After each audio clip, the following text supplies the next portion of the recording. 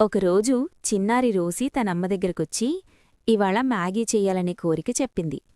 అమ్మ నవ్వుతూ ఇవాళ మ్యాగీ రోసీనే చెయ్యాలని తాను పక్కనే ఉండి సహాయం చేస్తానని చెప్పింది.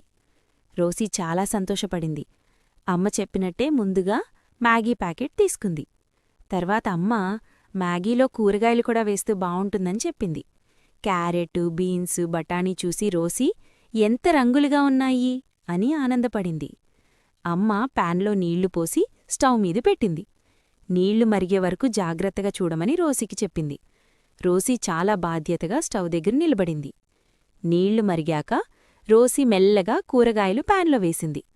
అమ్మ చూసి రోసీని ప్రశంసించింది.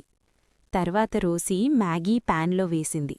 మసాలా కూడా మొత్తం వేసి అమ్మ చెప్పినట్టే మెల్లగా కలిపింది. అలా కలుపుతూ రోసీ తాను నిజమైన చెఫ్ అయ్యానని నవ్వింది. కొద్దిసేపటికి మ్యాగీ రెడీ అయింది.